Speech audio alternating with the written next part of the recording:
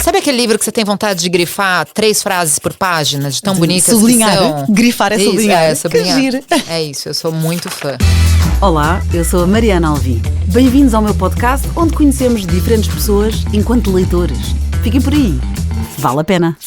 Ruth Manos é escritora, advogada e engraçadinha. Eu tento. Pois tu puseste no teu Instagram, achei imensa graça.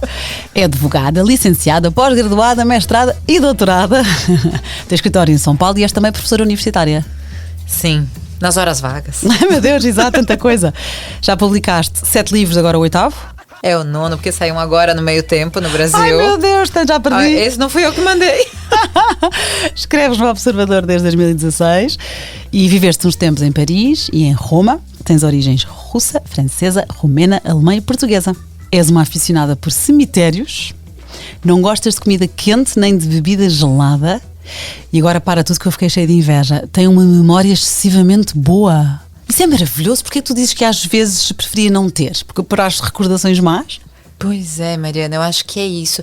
Acho que a gente tem aquela ideia da pessoa que, lembra de tudo, que ela só vai lembrar de coisas úteis. Primeiro, eu lembro de muita coisa inútil. Eu não esqueço coisas ditas em brigas. Eu não esqueço momentos traumáticos, cheiros maus. É tudo.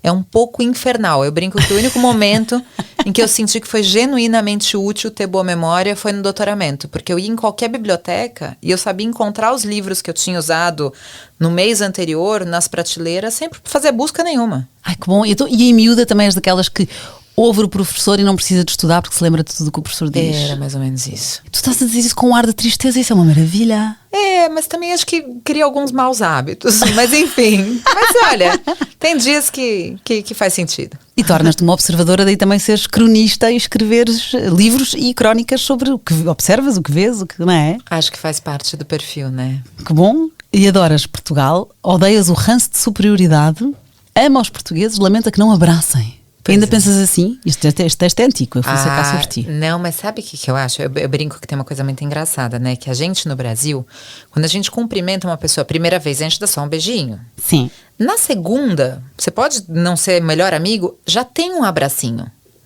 Não é mais aquele beijinho, sabe, de corpo afastado? Sim.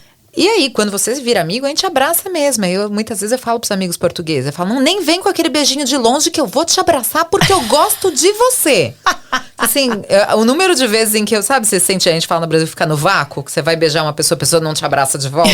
Ficas agarrado. Não, eu falo, não quero saber, me dá um abracinho. Nós agora, quando nos cumprimentámos, nós não nos conhecíamos, eu senti que tu vinha aí o abraço. Para aquela diz que nós não abraçamos, deixa-me encostar aqui o ombro. É uma coisa muito hemisfério sul, né? Mas eu acho que, para mim falo, não é pelos portugueses, mas falo para mim. Eu gosto de um abraço, mas não dou a um desconhecido, de facto. Porque para mim um abraço não é o abracinho do beijinho quando falas. Um abraço é uma coisa que tu ficas com os braços fechados. Durante um tempo. E trocas, estou a sentir, estou contigo. É verdade, mas a gente gosta de ambos. Do abraço e do abracinho. Eu já desmigalho no fim. Os livros que escreveste cá, As Mulheres Não São Chatas, As Mulheres Estão Exaustas, não é? Sim. Isto foi, conta lá, fala lá um bocadinho sobre este livro. Pois é, esse livro, ele foi publicado no Brasil, depois também veio para cá, assim como o que eu lancei recentemente, o Guia Prático Antimachismo, que foi o mesmo caminho, saiu no Brasil, agora saiu cá. O Guia Prático Antimachismo, é muito giro e é livro de bolso, fica aqui a recomendação. Pois é, ele não é muito pretencioso, mas quer ajudar aí a abrir caminhos e cabeças. E ainda há pouco a Ruth estava a dizer, até para dar aos meus filhos, Guia Prático Antimachismo. Eu acho uma coisa boa. Mas enfim, e o Modéstia à Parte, que é o único que está só em Portugal, foi meu primeiro livro aqui, que chama Modéstia à Parte, coisas que o mundo inteiro deveria aprender com Portugal. E que são várias coisas. E tu estiveste cá anos a viver para poder escrever sobre... No fundo é quem chega de fora, quem vive as coisas de fora, dá valor ao que nós temos, não é? Pois é, acho que coisas que vocês já nem notam, né? Mas que quem vem de fora vem com um olhar mais atento, talvez. Então, As Mulheres Não São Chatas, Modéstia à Parte e o Guia Prático Antimachismo. Isto são crónicas, não é? O teu estilo é esse. O Modéstia à Parte é bem crônicas e acho que tanto Mulheres Exaustas quanto o Guia Prático Antimachismo, ele tem um texto corrido, mas é um não ficção, é uma conversa. Todo mundo que lê fala assim, a sensação que eu tenho é de que estava conversando com você. Que giro. Durante as páginas. Eu acho que é gostoso, é levinho. Boa, e eu levo também literalmente, que ele é assim pequenino e é giríssimo. Vou tirar fotografia e depois ponho também no descritivo do podcast estes livros que a Ruth escreveu. Eu quero é conhecê-la enquanto leitora. Tu lês muito, todos os dias, o máximo possível. Muito. Conta. E fico muito frustrada quando não consigo ler, ou quando sinto que estou lendo pouco, ou quando estou com um livro que não me anima de ler. Sim. Né? Acho que tudo isso eu acho que faz muito parte do dia a dia. E me esforço, é mesmo como um hábito, né? Que nem tomar banho, escovar o dente, ler meu livro. Fica hábito diário. E tu dizes que lês 2 livros diferentes, mas 2 livros ao mesmo tempo, mas de estilos diferentes. Eu acho que, por exemplo, ler 2 romances ao mesmo tempo, pra mim não funciona. Pois, trocas, não é? Mas ler um romance, um de poesia, um não ficção, um livro técnico, às vezes tem até uns 3, 4. Quando vai ficando mais animada. Então, agora eu tô também com um livro mais técnico e terminei um ontem, e comecei ontem à noite um do Ricardo Araújo Pereira, o da pandemia. Ok, boa, saiu agora há pouco tempo. E autores favoritos? Ai, são tantos, que difícil essa pergunta, né? Eu acho que a gente, né, pode falar nos clássicos, e eu, como boa latino-americana, tenho uma paixão por Gabriel Garcia Marques, acho que foi das primeiras paixões que eu tive na vida, e Drummond, desde pequena. Carlos Drummond de Andrade. Sim. Mas acho que tem muitas paixões contemporâneas, né? Eu ando muito feliz de ler mulheres, ou então de ler homens com uma sensibilidade especial, né? Eu brinco, eu gosto muito de thriller, de suspense. E teve um amigo que falou, vai ler Joe Nesbø, né? Que eu não sei se ele acho que ele é um nórdico qualquer, dos thrillers famosos. Não sei se é Noruega, Dinamarca, uma coisa dessa. E esse meu amigo falou, não, tem que ler. E quando eu li, sabe aqueles livros que tem 5 páginas de 2 detetives fumando charuto enquanto assistem uma luta de boxe? Ai, não tem ritmo. E que eu acho que talvez um homem ou uma mulher que se interesse mais por esses universos possa gostar. Mas eu cheguei uma hora e falei, isso é excessivamente masculino pra mim. Eu não quero. Então, assim, acho que autores, né, hoje mulheres, então, como a Carla Madeira, brasileira, a Marta Batalha, que também é brasileira, ou a Angie Thomas, que é norte-americana, ou a Leila Slimani, que é uma franco-marroquina. Então, assim, a Annie Ernaux, que eu né, li recentemente, também gostei muito, embora não seja totalmente o mesmo estilo, lê muitas mulheres ou homens mais sensíveis, como o que eu acabei de acabar, do Jefferson Tenório. Como é que chama o livro que leste? Stella Sem Deus. Ai, tão bonito. Nossa, o Jefferson Tenório ganhou o Prêmio Jabuti no Brasil pelo Avesso da Pele, né? O Avesso da Pele, é verdade. Mas o Stella Sem Deus, ele narra na voz de uma menina de 13 anos, filha de empregada doméstica. Pois, porque ele tem essa característica, linda. O Jefferson Tenório. O Prémio Jabuti foi com o Avesso da Pele. Também escreveu O Beijo na Parede e os temas dele são isso. Ele aborda o racismo, a pobreza, a desigualdade das classes. Isto no ponto de vista infantil-juvenil, para causar mais empatia. E conseguiu. Ele é um brasileiro. Delicadeza, sabe? Assim, não é um livro que te faz mal. É muito pesado, mas assim, visto pelos olhos de uma menina, é outra narrativa, né? Mas sensibiliza, acho que sem pesar. Uau, pois, e te torna mais leve e ao mesmo tempo mais genuíno, mais honesto. Sim. Eu depois te escrevi isto tudo nas descrições. Jefferson Tenório. E falaste também na Angie Thomas. Ela tem uma história incrível. Qual foi o livro que tu, ou se calhar leste mais do que um, não é? Ela tem O Ódio que Semeias. Foi assim um grande livro que dela. Virou filme, né? Da Fox. Eu li esse primeiro e na sequência eu li Uma Rosa no Concreto.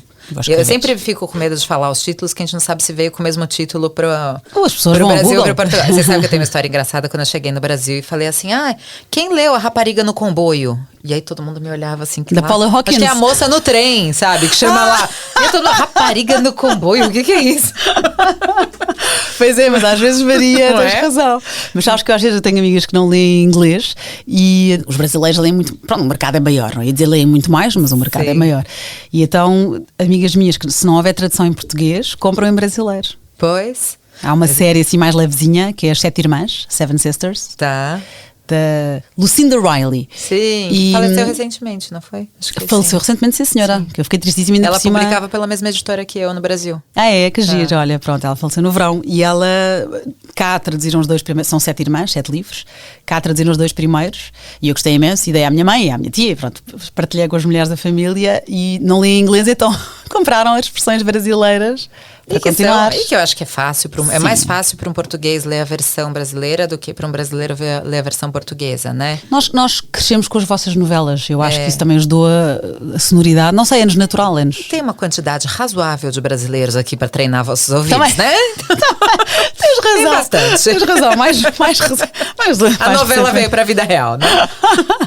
E sabes que aqui voltando à Angie Thomas, que escreveu O Ódio que Semeias, e tu gostaste de Uma Rosa no Concreto, ela tem uma história incrível que ela aos 6 anos testemunhou um tiroteio e a mãe dela no dia seguinte levou-a a uma biblioteca para lhe mostrar que havia mais no mundo daquilo a que ela assistiu. É o máximo. Quer dizer, eu não sabia disso. É uma tristeza enorme, claro, uma miúda de 6 anos, não é? Mas a mãe levou-a a uma biblioteca e ela diz que a vida dela, a sua carreira de escritora começou aí nesse incidente. Assistir a um tiroteio e a mãe levá-la a uma biblioteca. E que tem tudo a ver com, né, no Brasil, O Ódio que Você Semeia. E Uma Rosa no Concreto é a história, né, o Ódio que Você Semeia é a história da Star, de uma menina, né, contemporânea de 16 anos. E Uma Rosa no Concreto é a história do pai dela, nos anos 80. E é um livro maravilhoso. Eu falo que esse livro deveria ser leitura obrigatória de escola. Né, de entender por que um menino entra para o tráfico, por que um menino vai para as gangues, né, um menino que engravida a namorada com 16 anos e tem uma mãe com cancro. Então assim, aquela coisa de que às vezes os nossos filhos, sobrinhos, enteados, privilegiados crescem numa bolha de vidro achando que as pessoas que têm vidas diferentes das deles fizeram más decisões. Não, eles não tiveram as mesmas possibilidades de escolha. Sim, então esse livro para mim é fabuloso. É como se fosse uma prequela, portanto, no fundo é o pai da protagonista do Ódio que Semeias. É isso. E acho que até para nossa geração ler assim, que é nos anos 80 e tal, então é muito, muito fixe. Eu adorei esse livro. Boa, Uma Rosa no Concreto. O Ódio que Semeias foi inspirado no movimento Black Lives Matter. Sabes que ela ia escrever este livro. Aliás, ela com 6 anos assistiu ao tiroteio, foi tal história que foi à biblioteca, decidiu ser escritora e então escreveu uma história de fanfiction sobre o Mickey Mouse. É fofinho. Queria ler. Exato, é querida. E depois, e nisto no mesmo ano, com 6 anos ainda. E depois este livro que ela escreveu, O Ódio que Semeias, que foi realmente foi best-seller e foi super premiado, ela pensou primeiro em escrever em jeito de fantasia, porque achou que o relato dela não teria interesse. Então iria fantasiar. E o professor da faculdade é que a aconselhou a dizer, não, tu vais dar voz às histórias silenciadas e a tua experiência é que vai dar voz a isso. E assim foi, pronto. E depois foi a primeira a autora negra a graduar-se em escrita criativa no Mississippi. Grande Angie Thomas, eu fiquei cheia de vontade de a ler. Uma Rosa no Concreto e O Ódio que Semeias. E depois a Leila Slimani, O Perfume das Flores à Noite, oferecia a Márcia no episódio 32. Isso eu ainda não li, se eu tenho, tá lá me esperando. Eu gostei, é um ensaio. Eu fui ousada, comprei em francês, estava no Charles de Gaulle, no meio da pandemia, fecharam as fronteiras, eu não sabia se eu ia ficar presa no Charles de Gaulle, parecia aquele filme do Tom Hanks. Sim, no aeroporto. E aí falei, deixa eu comprar livro pelo menos, que é a única coisa que me garante que se eu virar o Tom Hanks, pelo menos eu tenho bibliografia. Sabes que eu fiquei presa no aeroporto na Rússia, não entramos, éramos 18, não entramos, ficámos 24 horas e no aeroporto não se vende livros em inglês. Eu francês não consigo, também não havia, só livros em russo. Aí complica, né? Acabei o meu e fiquei sem 24 horas, o que é que tu fazes, não é? Por isso que as pessoas acabam indo pro Kindle, né? Exatamente, é verdade, devia ter levado o meu. Então pronto, O Perfume das Flores à Noite ofereci à Márcia e ela depois enviou uma mensagem a dizer que gostou imenso. E recomendo a mensagem da Márcia, é a número 32. E também quem trouxe um livro para a conversa foi a Ana Garcia Martins, a pipoca mais doce, que trouxe o Canção Doce, que é mais triste. Que no Brasil chama Canção de Ninar, sim. Pronto, tem a ver com a babysitter, lá está. Pois é, eu li No Jardim do Ogro, que é fabuloso também. Sobre uma mulher viciada em sexo. Também li. Muito cru, assim, né? Muito forte, mas acho muito bom. Também fiquei fã da Leila Slimani. Boa, então aqui recomendo também a conversa com a Ana Garcia Martins, que é a número 49, que assim já desenvolvemos esses livros. O livro que tu trouxeste de uma autora que já referiste como das tuas favoritas é da Carla Madeira, Tudo é Rio. Que vai sair agora em Portugal, em breve. Ah, é? Eu vou contar esses bastidores, né? Eu li, foi em junho, o Tudo é Rio, depois de... Parecia que no Brasil tinha as pessoas que pregavam o Tudo é Rio. Viravam pra você e falavam assim, Mariana, o que você tá lendo? Para agora e vai ler Tudo é Rio. Não sei o que você tá fazendo, mas vai ler Tudo é Rio. E eu ouvia isso da minha editora, de um amigo argentino do meu marido, mas pessoas mais diferentes. Eu falei, gente, alguma coisa tem. Levei pra minha lua de mel. Eu infernizei meu marido, porque eu lia 2 páginas e falava, meu Deus do céu, é muito bom. Nossa Senhora, eu não quero que esse livro acabe. E eu, quando cheguei aqui em Portugal, fui conversar com o João, meu editor na Cultura, e falei, João, tá publicado em Portugal?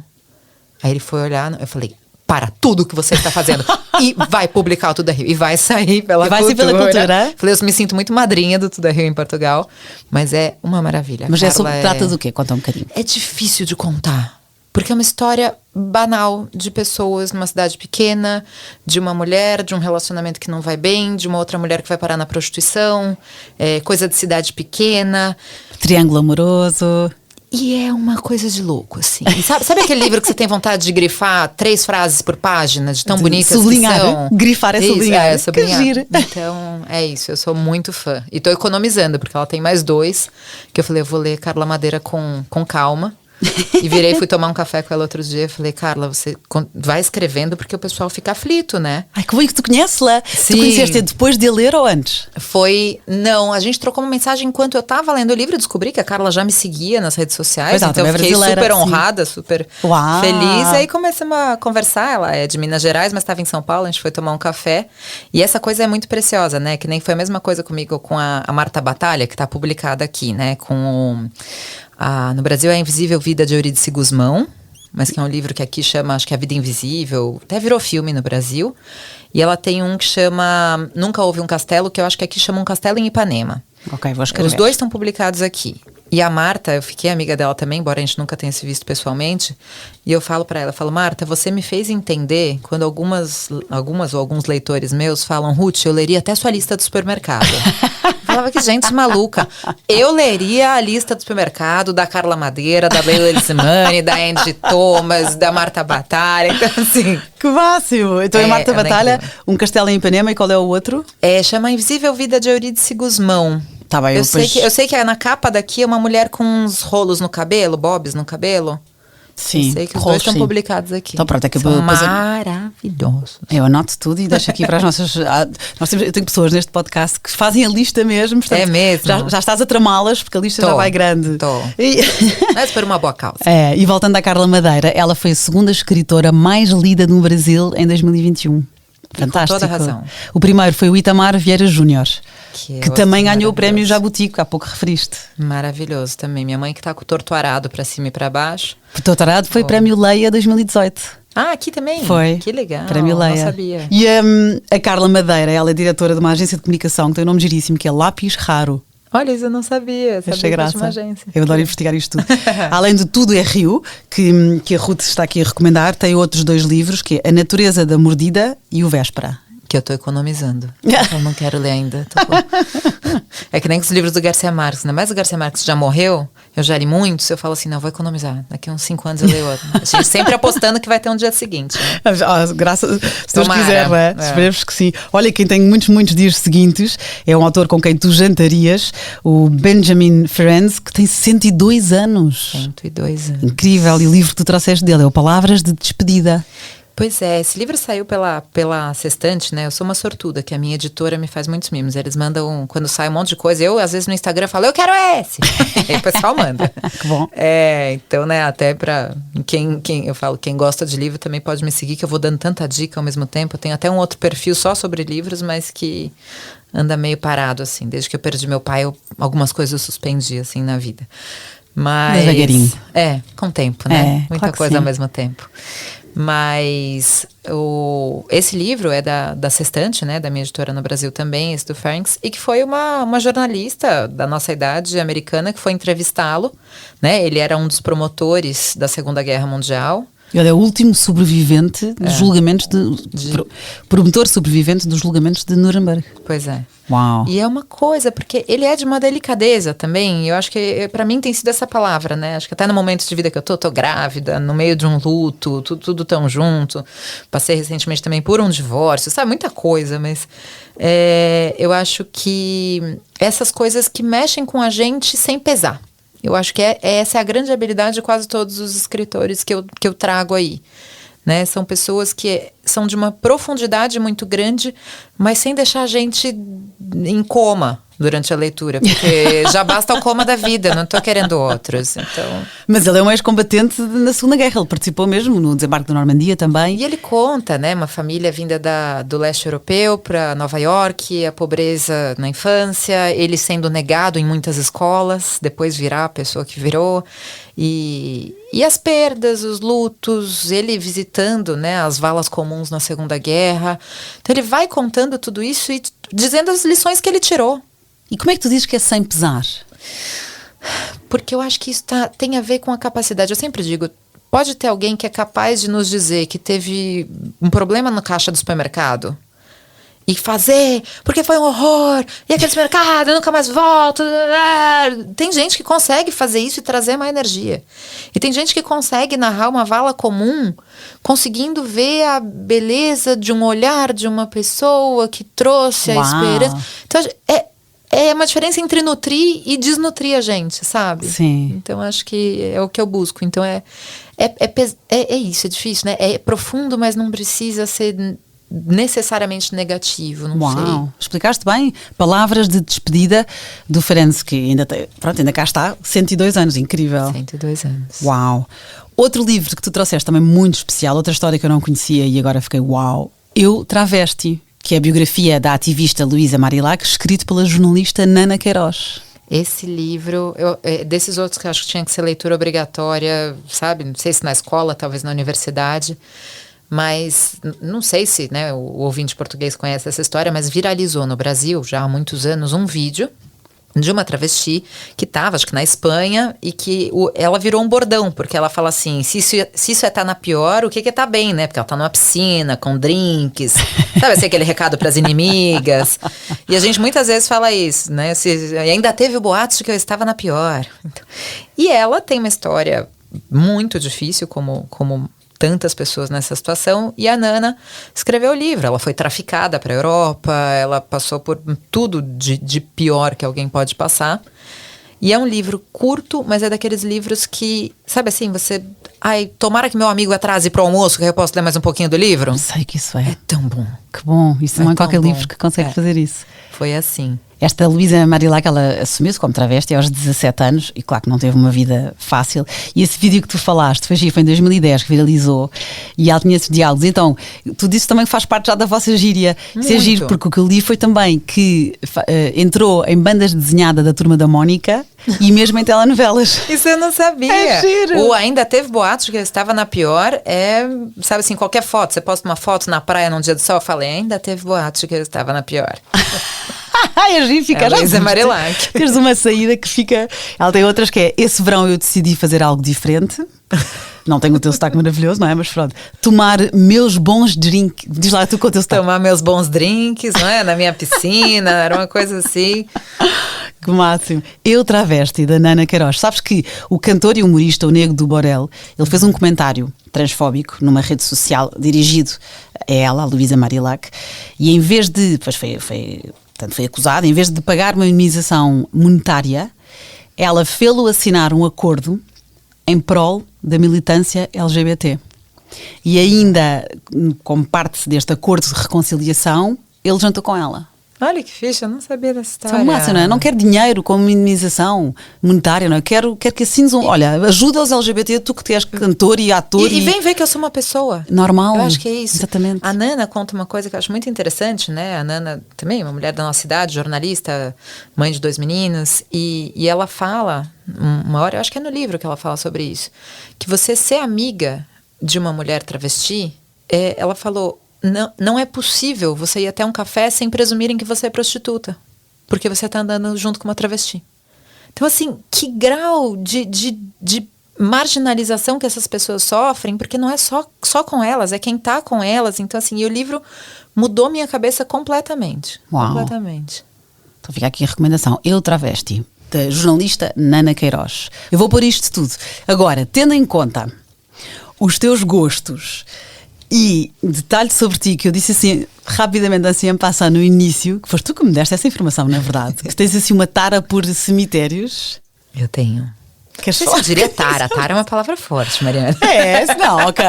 Eu achei que ia dizer que era uma palavra portuguesa e não brasileira. Não, pelo não menos com a conotação de lá fica meio esquisito. Não, assim. quer dizer, ok, então tens uma curiosidade extrema, curiosidade. né? Eu não sei muito bem quando que isso começou. Eu acho que talvez, uma vez minha mãe morreu, uma freira da minha escola, que foi professora da minha mãe me levou com 10 anos, foi o primeiro velório que eu fui. E eu achei aquilo tudo muito interessante, sabe? Eu sempre fui uma criança estranha. Eu falei, gente, é assim, então. E aí, não mexe nunca mais essa senhora. Então, assim, acho que foi uma coisa de... E isso é uma coisa, um conselho que eu sempre dou para quem tem filhos, é do tipo, levem seus filhos a um funeral de uma pessoa que eles não amem. Para conhecer o ritual primeiro. Porque o primeiro velório ser da avó, do tio, de alguém que você ama muito, é muito difícil. Então, assim, primeiro conheça o ritual e depois você lida com as dores. Eu acho que isso é Isso é bem pensado. Eu nunca os levei. Também não... Para eles não foi ninguém próximo ainda. Ou se foi, eu omiti, porque não era ninguém da família, vá. Pois. É isso. Tens razão, a gente defende se calhar demasiado, não é? Eu tive um namorado que perdeu o melhor amigo quando a gente tinha 20 anos. E era o primeiro funeral dele. Então, assim, eram tantos choques de pisar pela primeira vez nesse ambiente, que eu falei, isso não funciona bem. Pra mim foi muito melhor ter visto, eu não tava nem sabendo nem o nome da freira, fiquei olhando o caixão, que coisa esquisita, interessante e tal. Quando eu fui nos de alguém, né, de uma tia-avó, eu tava lamentando a dor da minha tia-avó, e não o pavor do evento. Enfim, e aí eu acho que eu normalizei um pouco a coisa. E aí depois dos tempos que fui morar em Paris Nova, e Père Lachaise, e cemitério de Montmartre, e Montparnasse, e fui ficando interessada. E sempre durante o dia. Então... Eu tava contando ontem para uns amigos que 2 vezes eu já fiquei presa dentro do cemitério, sem querer. Que fechou sem saberes? Um foi aqui no cemitério britânico, ali na frente da Estrela. Mas essa foi ótima, porque era um domingo, 2 da tarde, tava sol no verão. Eu percebi que eu tava presa, só tinha eu lá dentro. Eu falei, bom, pior das hipóteses, eu chamo os bombeiros, o que eu vou fazer? E dei uma volta até que apareceu uma senhora, que eu sempre digo que nunca saberei se estava viva ou não, mas que abriu o portão para mim. Um fantasma amoroso. Essa foi ótima. Mas, quando eu fiquei presa no cemitério monumental de Milão, era inverno, e é aquela coisa que o brasileiro nunca imagina que vai anoitecer às 4:30 da tarde. Pois é, o nosso desgosto, ao meu. Pois é. E chovendo, e anoitecendo, aquele cemitério que é monumental, como o nome já diz, é gigantesco. E eu não achava uma porta aberta. Não, tava com meu ex-marido. Coitado, vai ver que por isso que é ex-marido, né? Coitado. Também ninguém merece ser colocado nessa situação. E como é que saíram? No fim tinha um portão aberto, mas custava ter uma placa do tipo, quando está tudo fechado, dirige seu portão 9. Você vai no portão 8, 7, 6, 5, nenhum tá aberto. Você fala, pronto, eu vou dormir aqui ou vou ficar aqui para a eternidade, né? Mas essa não foi simpática, não. E porquê que se fecha? Então, o primeiro que tu falaste, o inglês, não é? Às 2 da tarde está fechado, porquê? É porque os ingleses têm hábitos muito estranhos. Foi a única coisa que me ocorreu. Mas há portugueses que perderam amigos ingleses e podem querer ir lá e visitá-los. Pois é, eu também sei lá, se é domingo eles fazem outra coisa. Não sei, tem que ver a bola. Se calhar havia jogo e o guarda do cemitério foi ver. É isso. Olha, então nem a propósito, há um livro muito, muito falado no último ano, que fez um grande sucesso, e há pouco a descrição que tu falaste do Palavras de Despedida, pensa, olha, bate certo com o que eu vou oferecer no fim, não sei se já conheces, que é A Breve Vida das Flores, da Valérie Perrin. Não conheço. Já me falaram neste podcast a Sónia Moraes Santos, na conversa número 26, e também a Pipoca Mais Doce, a Ana Garcia Martins, na conversa 42. Este livro fez muito sucesso. É triste. E passa-se num cemitério, por isso é que eu achei graça, assim que tu disseste que tens curiosidade sobre cemitérios. Pensei, tenho que lhe dar a breve vida das flores. É mesmo. É a história de uma mulher que vive num cemitério. Portanto, é engraçado porque tu acabas por seguir, como é que não é os clientes, não é, mas os visitantes, acabas por acompanhar uma vida de um cemitério durante o dia, mas sobretudo no olhar dela, sob o olhar dela. E é também triste. E eu às vezes não lido bem com livros tristes porque eu fico triste, mas eu acho que tem exatamente aquela descrição que tu há pouco disseste tão bem, é sem pesar. É uma beleza especial. E é um livro especial, de facto. Apesar de eu ter achado triste, não posso de todo tirar-lhe o mérito. E foi um grande sucesso esse livro. Portanto, é a minha oferta. Espero que o Ricardo Araújo Pereira não ouça o podcast, porque acho que ele vai passar na frente dele. O da pandemia, espera mais um pouquinho, que eu já fiquei muito curiosa com esse. Olha que bom. Boa. Obrigada eu. Estamos a acabar a primeira temporada deste podcast. Espero que subscrevam se gostam e para continuar e para mais pessoas nos encontrarem. Obrigada e obrigada, Ruth. Obrigada. Beijinhos.